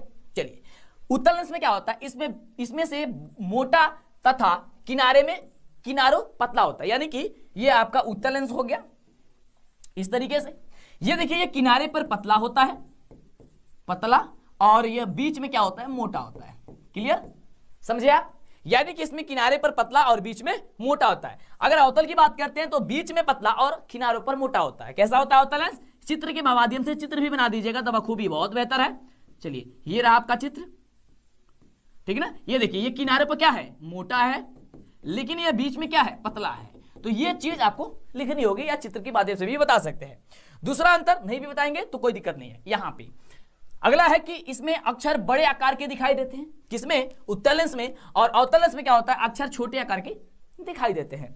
आगे है इस प्रकाश की किरणों को एक बिंदु पर केंद्रित करता है, कौन, उत्तल लेंस। उत्तल लेंस जो है प्रकाश की किरणों को एक जगह क्या करता है, एक बिंदु पर केंद्रित करता है। लेकिन अवतल लेंस में क्या होता है कि प्रकाश किरण पुंज को यह बिखेर देता है। क्या करता है, यह प्रकाश किरण पुंज को बिखेर देता है। तो ये आपको क्या करना होगा, अंतर लिखना होगा।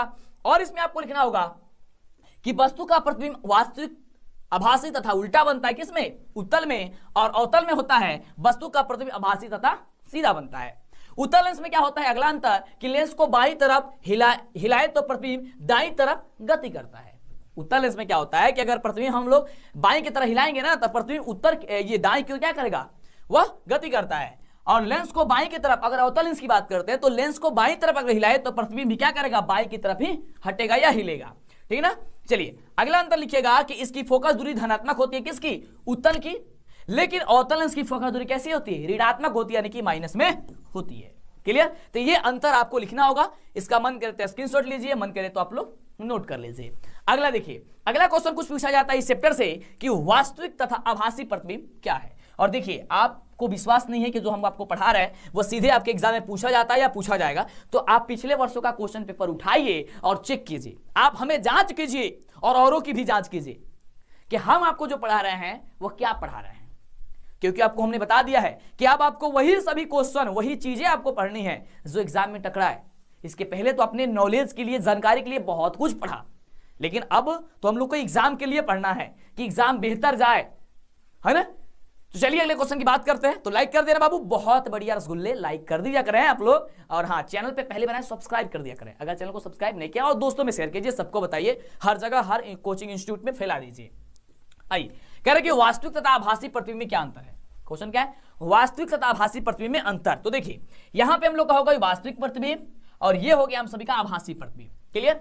अब देखिए वास्तविक प्रतिबिंब में आप लिखिएगा अंतर में सबसे पहला अंतर कि वास्तविक प्रतिबिंब को पर्दे पर प्राप्त किया जा सकता है। क्या किया जा सकता है, वास्तविक प्रतिबिंब को पर्दे पर प्राप्त किया जा सकता है, जबकि आभासी प्रतिबिंब को पर्दे पर प्राप्त नहीं किया जा सकता है। अगला क्वेश्चन है कि वास्तविक प्रतिबिंब सदैव उल्टे होते हैं। कैसे होते हैं बाबू, उल्टे होते हैं, और आभासी प्रतिबिंब हमेशा सीधे होते हैं। क्लियर। अगला लिखना होगा कि वास्तविक प्रतिबिंब दर्पण के आगे बनता है, जबकि आभासी प्रतिबिंब दर्पण के पीछे बनता है। क्लियर हो गया, यह आपको लिखना होगा। अब रही बात अगले क्वेश्चन की कि ये सर क्वेश्चन बड़ा ही जबरदस्त है, और बता दीजिए बहुत लोग कंफ्यूज हो जाते हैं कि इसका उत्तर होगा क्या, निकल के आएगा, यानी कि क्या लिखेंगे जिससे कि नंबर नहीं कटेगा। क्वेश्चन कुछ यूं है कि सामान्य नेत्र 25 सेंटीमीटर से निकट रखी वस्तु को सुस्पष्ट क्यों नहीं देख पाता है। यानी कि 25 सेंटीमीटर से अगर पास में अगर कोई वस्तु रखी गई हो तो आंख उसको स्पष्ट रूप से, साफ सुथरा रूप से नहीं देख पाता है। इसका क्या कारण है, आप सभी जानते भी हैं कि आंख जो होता है वो उसकी जो न्यूनतम दूरी होती है कितनी होती है, 25 सेंटीमीटर की वस्तु को देख सकता है, और दूर बिंदु के लिए कितना, अनंत होता है। अब कह रहे कि नेत्र की निकट वस्तु कह रहा है 25 सेंटीमीटर से कम पे, तो क्यों होता है। देखिए इसका कारण क्या है कि 25 सेंटीमीटर की दूरी पर रखी वस्तु को आंख स्पष्ट रूप से देखता है। देखिए 25 सेंटीमीटर की दूरी पर रखी वस्तु को, लेकिन 25 सेंटीमीटर से कम की निकट की वस्तु को रखने पर क्या होता है कि प्रतिबिंब दृष्टिपटल पर स्पष्ट रूप से नहीं बन पाता है। जो हम लोग का दृष्टिपटल होता है उस पर प्रतिबिंब क्या बनता है, अगर उससे कम दूरी पर रख देंगे तो नहीं बनता है। इसलिए मानव वस्तु को स्पष्ट रूप से नहीं देख पाता है। यानी कि यही कहने का मतलब है, इसी कारण क्या होता है कि मनुष्य का जो आंख होता है वह 25 सेंटीमीटर से कम की दूरी पर रखी गई वस्तु को सुस्पष्ट नहीं देख पाता है। अगले क्वेश्चन की बात करते हैं, बखूबी बड़ा ही जबरदस्त क्वेश्चन और सीधे एग्जाम में आपका पूछा जाने वाला क्वेश्चन है। क्वेश्चन कुछ यूं है, 10वां नंबर क्वेश्चन कि लेंस की क्षमता से आप क्या समझते हैं। और ये क्वेश्चन अक्सर पूछ दिया जाता है और बच्चे कंफ्यूज हो जाते हैं कि सर इसका उत्तर हम लोग लिखे कैसे, क्या लिखे जिससे कि एक भी नंबर ना कटे। और आपको पता है ना कि पूरे तैयार करके आपको भेजते हैं परीक्षा में, ताकि आप परीक्षा के बॉर्डर पे जाएं तो आपको जाने के बाद से कोई समस्या ना हो, कोई दिक्कत ना हो, कोई परेशानी ना हो। आप कहे कि हाँ सर मंटू सर जो पढ़ाए थे, जो डीएलएस एजुकेशन वाले सर पढ़ाए थे वो गजब की पढ़ाए थे, दिक्कत तो हो ही नहीं रहा है। और वही चीज हम लेकर के चलते हैं और अंतिम दिनों के लिए इसीलिए तो पूरे बिहार के बच्चे हमसे प्यार करते हैं। और एग्जाम के समय में लगभग 16 लाख 17 लाख बच्चे जो है वो उस वीडियो को देखते हैं और एकदम एग्जाम के समय जाकर के धमाल मचा देते हैं। तो इस साल आपकी है बारी और जल्दी से चैनल को सब्सक्राइब कर लीजिए, आज भी आप भी और आप लोग धमाना चाहिए। चलिए, लेंस की क्षमता से क्या समझते हैं, आपको लिखना होगा बखूबी तरीके से कि किसी लेंस द्वारा प्रकाश की किरणों के अभिसरण या फिर अपसरण करने की मात्रा को ही लेंस की क्षमता कही जाती है।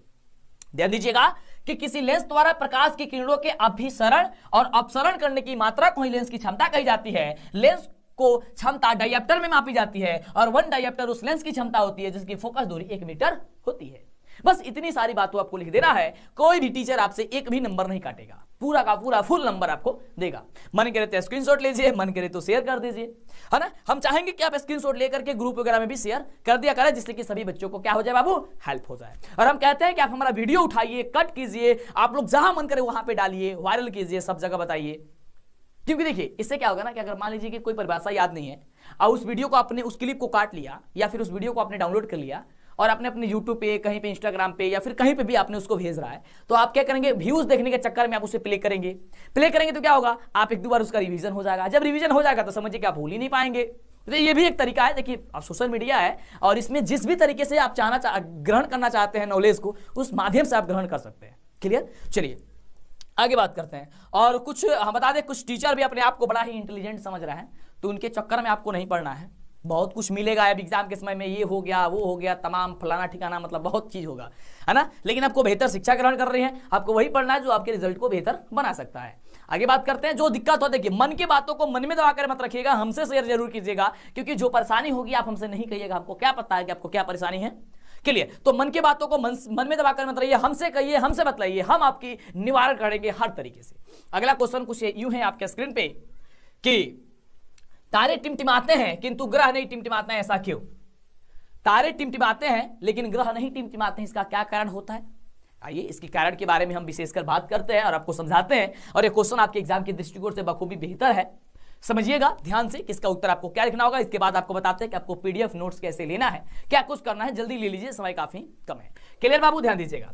तारे टिमटिमाते हैं जबकि ग्रह नहीं, इसका कारण यह है कि ऊंचाई के साथ वायुमंडलीय परतों के घनत्व में परिवर्तन होना है। जैसा कि हम जानते हैं कि हमसे बहुत दूरी पर क्या है, तारे हैं एवं लगातार प्रकाश का उत्सर्जित कर रहे हैं, इसलिए तारों से आने वाले प्रकाश की तीव्रता में लगातार परिवर्तन होते रहता है, इसलिए वे टिमटिमाते नहीं है। टिमटिमाते दिखाई देते हैं, साथ ही तारों का आकार ग्रहों की तुलना में क्या होता है, बहुत बड़ा होता है। यानी कहने का मतलब यह है, आम भाषा में आपको समझाना चाहे तो तारे जो होते हैं वो ग्रह की अपेक्षा काफी दूरी पे होते हैं, और दूरी होने के कारण क्या होता है, वायुमंडलीय परतों के घनत्व में परिवर्तन होना है। जैसा कि हम सभी जानते हैं क्या होता है, ये काफी दूरी पे है ना, जिसके कारण क्या होता है, लगातार प्रकाश का उत्सर्जित ये कर पाते हैं, और जिसके कारण वायुमंडलीय के कारण वायुमंडल क्या करता है, जिसके कारण हमें झिलमिलाते हुए टिमटिमाते हुए नजर आते हैं। ठीक है ना, तो ये सारी चीजें आपको लिखना होगा। चलिए अगले प्रश्न की बात करिए। बात करते अगले क्वेश्चन की, बड़ा जबरदस्त, बड़ा शानदार लाजवाब क्वेश्चन कह रहे हैं अवक्षेपण अभिक्रिया किसे कहते हैं। इसके बारे में हमने आपको पहले भी बता दिया है। देखिएगा, जिस अभिक्रिया में अवक्षेप का निर्माण होता है उसे हम लोग अवक्षेपण अभिक्रिया कहते हैं। क्या कहते हैं, जो भी अभिक्रिया होगा, ये रासायनिक अभिक्रिया समीकरण से क्वेश्चन है, जो अभिक्रिया में अवक्षेप का निर्माण होगा उसे हम लोग अवक्षेपण अभिक्रिया कहते हैं। जब 2 विलयन को मिलाया जाता है और उनकी अभिक्रिया के श्वेत रंग की एक पदार्थ का निर्माण, उसमें एक श्वेत रंग की प्रकाश का ये पदार्थ का निर्माण होता है जो जल में अभिलय होता है, और उसी अभिलय को हम लोग क्या कहते हैं, अवक्षेप करते हैं। यानी कि और होने वाली अभिक्रिया हम लोग अवक्षेपण अभिक्रिया कहते हैं। जैसे एक अभिक्रिया हो रही है, जैसे कि NaCl सोडियम क्लोराइड है, और ये AgNO3 से क्या कर रहा है बाबू, अभिक्रिया कर रहा है। जब अभिक्रिया करेगा तो बनाएगा किस चीज का निर्माण, AgCl और NaNO3 बनाएगा, है ना, NaNO3 बनाएगा, NaNO3 ना NaNO3 बनाएगा। क्लियर। और AgCl जो है ये आपका क्या है, एक प्रकार का श्वेत अवक्षेप का निर्माण करेगा, इसे हम लोग ये आपका क्या कहेंगे, हम लोग ये अवक्षेपण अभिक्रिया कहेंगे। और ये बातों को आपको लिखना होगा, इसका उदाहरण भी आपको लिखना होगा। देखिए काफी बच्चे यहाँ पे जैसे लिख देते हैं, तो जैसे आपको नहीं लिखना, आपको उदाहरण लिखना है। ये शब्द बढ़िया होता है, ये शब्द लिखते हैं तो बेहतर होता है। अगला प्रश्न बड़ा ही जबरदस्त, बड़ा ही शानदार लाजवाब क्वेश्चन है कि उदासीनीकरण अभिक्रिया किसे कहते हैं? उदासीनीकरण अभिक्रिया। तो देखिए ये बड़ा ही बढ़िया क्वेश्चन है, 3-4 जगह पढ़ना होता है, 3-4 चैप्टर में पढ़ना होता है। पहला चैप्टर भी मिल जाता है, दूसरा भी मिल जाता है, तीसरा चैप्टर में भी इसको पढ़ना है। तो देखिए अम्ल यानी कि एसिड और क्षारक यानी कि बेस के बीच अभिक्रिया जब होती है और अभिक्रिया के फलस्वरूप लवण तथा जल का निर्माण हो जाता है, इसी अभिक्रिया को कहते हैं हम लोग क्या चीज बाबू? उदासीनीकरण अभिक्रिया। जैसे कि यहाँ पे अगर एग्जाम्पल के माध्यम से, उदाहरण के माध्यम से आपको हम समझाना चाहें तो NaOH है जो कि आपका एक क्षार है, और यह HCl यानी कि एक अम्ल से निर्माण ये अभिक्रिया कर रहा है। अभिक्रिया करेगा तो NaCl का निर्माण करेगा जो कि ये क्या है? ये लवण है, और यह जल का निर्माण कर देगा। क्लियर? तो जब भी एक क्षार और एक अम्ल आपस में क्रिया करेगा और लवण और जल का निर्माण करेगा, उसी को कहते हैं हम लोग उदासीनीकरण क्रिया। हमें उम्मीद है कि आपको दिमाग में बैठता जा रहा है, कोई दिक्कत नहीं हो रहा है। अगर हो रहा है तो 1-2 बार वीडियो देख लीजिए और भी क्लियर हो जाएगा। चलिए अगला क्वेश्चन कि रेडॉक्स अभिक्रिया बाबू किसे कहते हैं? रेडॉक्स अभिक्रिया, आइए समझते हैं। रेडॉक्स अभिक्रिया पूछ देगा तो आपको क्या लिखना होगा? आपको लिखना होगा कि जिन रासायनिक अभिक्रियाओं में औपचयन तथा उपचयन साथ साथ होती है, ऐसी अभिक्रिया को रसगुल्ले कहा जाता है रेडॉक्स अभिक्रिया। अब सर कहिएगा कि सर औपचयन और उपचयन क्या है? क्योंकि जब तक आपको ये पता नहीं होगा कि उपचयन और औपचयन क्या होता है, तब तक कैसे क्लियर होगा कि ये क्या कह रहा है? दोनों क्रिया कौन कौन क्रिया? एक कह रहा है औपचयन, एक कह रहा है उपचयन। तो किसको किसको पता है नीचे कमेंट कीजिए तो। औपचयन उपचयन के बारे में ध्यान दीजिएगा। अगर हम बात करते हैं उपचयन और एक बात करते हैं हम लोग औपचयन, क्लियर? औपचयन तो ध्यान दीजिएगा, उपचयन में क्या होता है? ऑक्सीजन की वृद्धि क्या होती है? ऑक्सीजन की बढ़ना लिख देते हैं वृद्धि की जगह। चलिए, और औपचयन में क्या होता है? ऑक्सीजन की कमी। यानी कहने का मतलब यह है कुल मिलाकर के कि जिसमें ऑक्सीजन बढ़ेगा उसे कहेंगे उपचयन, जिसमें ऑक्सीजन घटेगा उसे कहेंगे हम लोग औपचयन। क्लियर? तो ये रही उपचयन अभिक्रिया और अपचयन अभिक्रिया। तो यह जो दोनों क्रिया जिस भी रासायनिक अभिक्रिया में होती है उसे कहते हैं हम लोग रेडॉक्स अभिक्रिया। जैसे ध्यान से देखिए यहाँ पे क्या है? CuO प्लस H2 यानी कि कॉपर ऑक्साइड में जब हाइड्रोजन से अभिक्रिया कर रहा है तो कॉपर और जल का निर्माण कर रहा है ना। अब ध्यान से देखेंगे तो यहाँ पे Cu में O जुड़ा हुआ है, यानी कि यहाँ पे उपचयन हो रहा है, यानी कि ऑक्सीजन जुड़ा है। लेकिन जब अभिक्रिया किया है तो यहां से ऑक्सीजन हट गया है, तो यहां क्या हो गया? केवल Cu हो गया है। और यहां देखिए यहां H2 है, केवल हाइड्रोजन है, और जब यह अभिक्रिया किया तो इसमें H2O हो गया है, यानी ऑक्सीजन जुड़ गया है। तो इसमें क्या हो गया? इसमें आपका उपचयन हो गया है। तो जिसमें ऑक्सीजन जुड़ेगा उपचयन, जिसमें ऑक्सीजन हटेगा कमी होगा उसे अपचयन कहेंगे। वही बात लिखा गया है नोट में, और आपको भी नोट लिख करके टीचर को समझाना होगा, बताना होगा कि आप क्या चीज बता रहे हैं उस प्रश्न के उत्तर में, तभी तो आपका एक भी नंबर नहीं काटा जाएगा। और टॉपर इसी तरीके से लिखते हैं जिससे कि दिक्कत नहीं होता है। तो ये विज्ञान का काफी महत्वपूर्ण यानी कि साइंस का VVI वायरल सब्जेक्टिव क्वेश्चन आप पढ़ रहे हैं 2023 एग्जाम के लिए। इस अभिक्रिया में Cu से ऑक्सीजन हटता है, अतः Cu का क्या हो रहा है? अपचयन हो रहा है, तथा H2 से ऑक्सीजन जुटता है, अतः H2 का क्या हो रहा है? उपचयन हो रहा है। वही बात आपको लिख देनी है बखूबी बेहतर तरीके से। क्लियर? समझ गए होंगे। चलिए अगला क्वेश्चन। ये क्वेश्चन आपके परीक्षा के दृष्टिकोण से काफी बढ़िया है, काफी ज्यादा खास है। क्वेश्चन क्या है कि श्वेसन को ऊष्माक्षेपीय अभिक्रिया क्यों कहते हैं? लेकिन आपको सबसे पहले तो इस बात की जानकारी होनी चाहिए कि ऊष्माक्षेपीय अभिक्रिया किसे कहते हैं। तब बाबू ध्यान दो, ऊष्माक्षेपीय अभिक्रिया केकरा कहा जाला? तो जिस रासायनिक अभिक्रिया में अभिक्रिया के साथ उत्पाद के साथ साथ उष्मा का भी उत्सर्जन होता है, यानी कि जिस रासायनिक अभिक्रिया में उष्मा बाहर निकलती है उसे हम लोग कहते हैं ऊष्माक्षेपीय अभिक्रिया। क्या कहते हैं? उसे हम लोग कहते हैं ऊष्माक्षेपीय अभिक्रिया। अब वही चीज यहां पे पूछ दिया गया कि श्वसन को हम लोग ऊष्माक्षेपीय अभिक्रिया क्यों कहते हैं। तो आपको क्या लिखना होगा जिससे एक भी नंबर नहीं कटेगा? पूरा वीडियो, पूरा क्लास अंतिम तक देखिए, जितने भी क्वेश्चन पढ़ा रहे हैं, बता रहे हैं, वीडियो के प्लेलिस्ट में जाइए और हर एक वीडियो को देखिए और एकदम धमाल मचा दीजिए। आपको लिखना होगा कि श्वसन के दौरान अंदर लिए गए ऑक्सीजन द्वारा रक्त में भोजन विघटित होता है, अर्थात वह उपचयित हो जाता है। इस प्रक्रिया में ऊर्जा मुक्त होती है, अतः श्वसन को ऊष्माक्षेपीय अभिक्रिया कहते हैं। यानी कि जो ग्लूकोज होता है हम लोग कौन सा? C6H12 और O6, जब ये ग्लूकोज होता है और ऑक्सीजन से जब अभिक्रिया करता है तो बढ़ जाता है किसमें? CO2 और H2O, और जल का ये ऊर्जा का हम लोग क्या करता है? मुक्त करते हैं, यानी कि ऊर्जा यानी एनर्जी देता है, हम लोग को पावर अंदर आ जाता है। क्योंकि खाना जब खाते हैं, अच्छा सिंपल समझो ना, जब हम लोग खाना खाते हैं और सांस लेते हैं तो उसमें क्या होता है? उसके बाद हम लोग को एनर्जी मिलती है, पावर मिलती है अंदर से कि कुछ कर देने की, है ना। और वही पावर और वही उम्मीद और वही जोश आपको दिखाना है परीक्षा में। तो लग जाइए मेरे शेर, क्योंकि सिक्का उछल चुका है, अब हेड भी आपका होगा और टेल भी आपका होगा। जब तक रिकॉर्ड टूटेगा नहीं तब तक आपका साथ हम छोड़ने वाले हैं नहीं। पूरी तरीके से आपका साथ पकड़ के रखे हुए हैं और एकदम आपको धमाल मचाना है। तब बाबू अगला नंबर क्वेश्चन बड़ा शानदार बा कि लोहे की वस्तु को पेंट क्यों कहते हैं। इसके बारे में हमने आपको पहले भी बता दिया है कि लोहे की वस्तु को पेंट क्यों करते हैं। और आप सभी जानते भी हैं कि जब लोहा की वस्तु को मार्केट से घर लेकर आते हैं तो उसको जैसे ही खुला में छोड़ देते हैं उस पर जंग लग जाता है, वो खराब होने लगता है। तो इसीलिए तो पेंट हम लोग करते हैं। उसी चीज को, उसी बात को किस ढंग से लिखना है जिससे कि आपका नंबर नहीं कटेगा।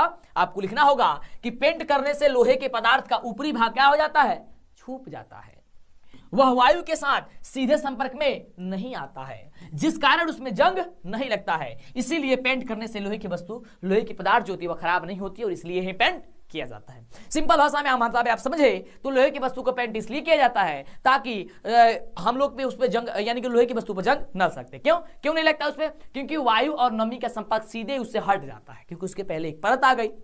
आगे ने जैसे ठंडी का मौसम चल रहा है और हम लोग क्या करते हैं, हम लोग को वायु जब आती है, हवा आती है तो क्या होता है, ठंड लगती है। उसके लिए हम लोग जैकेट, स्वेटर, जो भी हो, कोट वगैरह जो भी पहन लेते हैं तो क्या होता है, वायु रुक जाती है।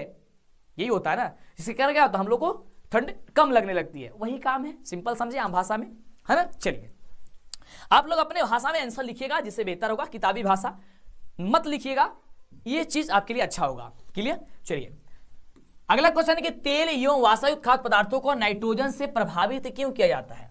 क्वेश्चन बड़ा बढ़िया है और आप लोग इस क्वेश्चन के माध्यम से बता दें कि आप लोग तेल वाला पदार्थ खाए हैं ना, जैसे कि पकौड़ा हो गया, है ना, हाँ बहुत सारा चीज होता है ना, नमकीन हो गया, कुरकुरे हो गया। आप लोग देखे होंगे कुरकुरा वगैरह होता है, उसमें कुरकुरा वगैरह कम रहता है लेकिन हवा ही ज्यादा रहता है। उसका क्या कारण होता है, यही कारण होता है ताकि वो उपचयित ना हो सके, यानी वो खराब ना हो सके, इसीलिए उसको किया जाता है। तो ध्यान दीजिएगा, तेल एवं वाष्पयुक्त खाद्य पदार्थों को वायुरोधी बर्तनों में रखने से उपचयन की गति धीमी हो जाती है। तेल एवं वाष्पयुक्त पदार्थों को नाइट्रोजन से भी इसलिए ही प्रभावित किया जाता है, युक्त किया जाता है ताकि वो उपचयन की क्रिया न हो सके, यानी कि वो खराब ना हो सके। क्लियर, आपने समझा। तो इसी बात को आपको लिख देना है जिससे कि आपको दिक्कत नहीं होगा और आपको पूरा का पूरा नंबर दे देना होगा, मिल जाएगा। अगला क्वेश्चन यह है, संक्षारण किसे कहते हैं। अरे क्वेश्चन बखूबी आपके एग्जाम के दृष्टिकोण से काफी ज्यादा खास है, काफी ज्यादा महत्वपूर्ण है।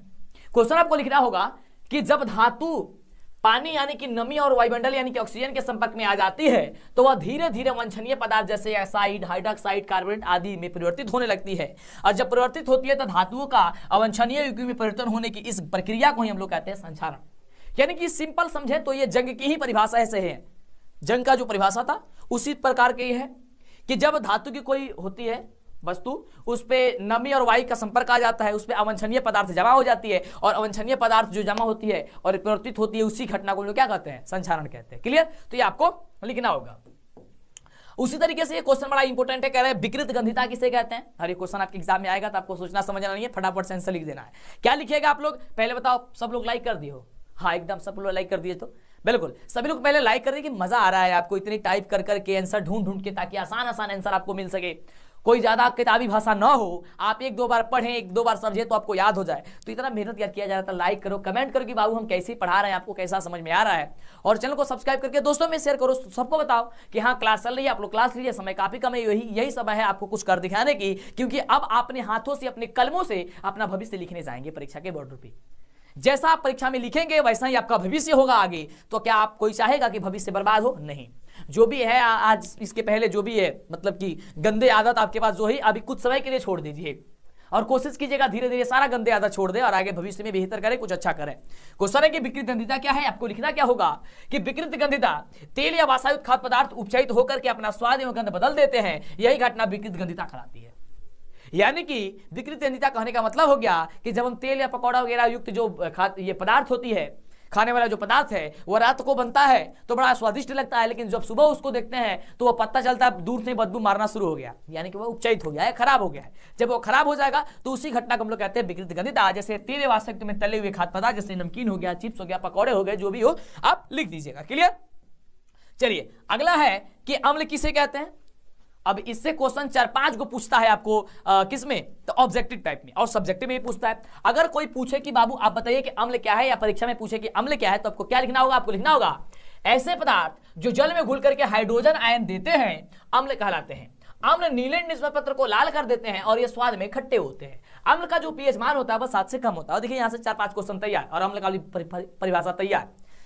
आपको लिखना होगा कि ऐसे पदार्थ जो जल में घुल करके हाइड्रोजन आयन देते हैं। और ये क्वेश्चन ऑब्जेक्टिव में क्या पूछेगा कि बताइए निम्नलिखित में से अम्ल जो है जल में घुल करके क्या देता है, क्या कहिएगा, सो हाइड्रोजन आयन देता है। क्या देता है? हाइड्रोजन आयन देता है। आपसे क्वेश्चन पूछा जा सकता है कि अम्ल जो है वह नीले लिटमस पत्र को क्या कर देते हैं, कौन से कलर कर देते हैं, तो कहेगा सर नीले को वो लाल कर देते हैं। कैसा कर देता है? नीला को लाल कर देते हैं। अगर आपसे पूछा जाए कि अम्ल का पीएच मान कितना होता है, तो अम्ल का पीएच मान जो होता है, पीएच वह 7 से कम होता है। कितना होता है? 7 से कम होता है।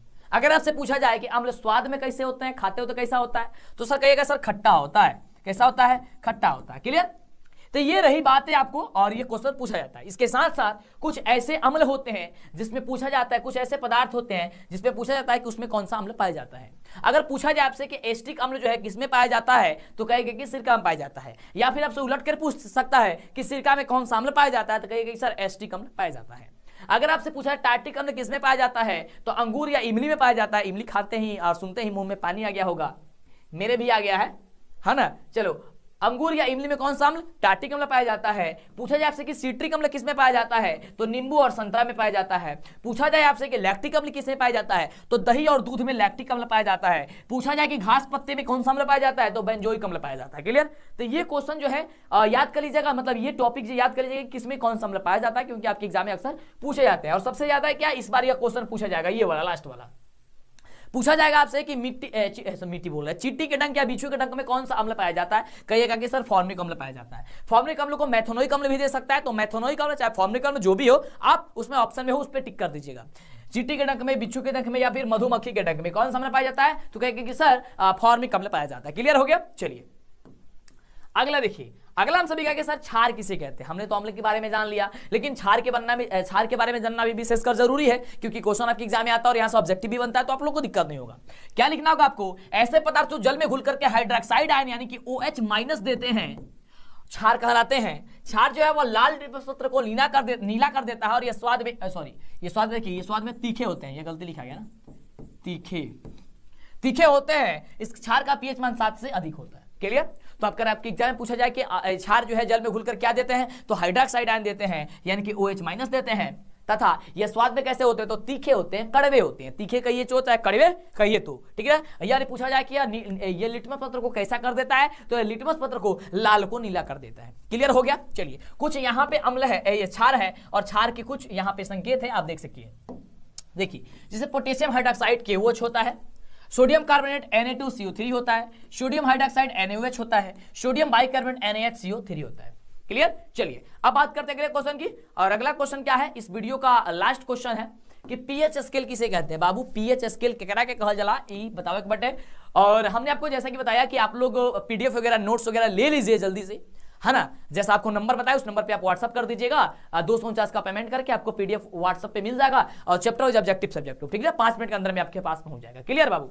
चलिए, और बेहतर तैयारी कीजिए। क्वेश्चन अगला है कि पीएच स्केल किसे कहते हैं। क्लियर बाबू? तो पीएच स्केल ध्यान दीजिएगा। पीएच स्केल एक मापक स्केल होता है जिसका उपयोग किसी भी विलयन की अम्लता अथवा क्षारता को मापने में किया जाता है। और 1909 में सोनेरस नामक वैज्ञानिक ने पीएच स्केल की संकल्पना दी थी। पीएच स्केल में पी से तात्पर्य शक्ति होता है और एच से तात्पर्य हाइड्रोजन की सांद्रता है। पीएच स्केल के मान की परास जो होती है वो 0 से 14 के बीच अंकित रहती है। क्लियर बात? याद कर लिए कि पीएच स्केल क्या है, तो ध्यान दीजिएगा। पीएच स्केल एक मापक स्केल होला और एकर प्रयोग विलयन के का चीज चेक करेला, अम्लता और क्षारीयता, यानी कि कितना वो अम्लीय बा और कितना वो क्षारीय बाटे। पीएच स्केल में जो है, जो पीएच स्केल होता है, इसका जो 1909 में सोनेरस नामक के वैज्ञानिक थे, उन्होंने इसका संकल्पना दी थी। और इसमें जो पीएच होता है, पी का मतलब होता है शक्ति यानी कि पावर, और एच का मतलब होता है हाइड्रोजन की सांद्रता। पीएच स्केल के मान में जो परास होता है, यानी कि इस पर जो अंक अंकित रहता है वो 0 से लेकर के 14 के बीच में रहता है। जो 7 से कम रहता है, देखिए 7 से कम लोग को अम्लीय कहते हैं, 7 से अधिक को क्षारीय कहते हैं। और 7 जो केवल 7 रहे तो उसे क्या कहते हैं, उसे क्या हम कहते हैं हम लोग उदासीन विलयन। क्लियर? तो ये बातों को आपको लिखना होगा। और इस तरीके से अपने साइंस के महत्वपूर्ण VVI important subjective question science का आपने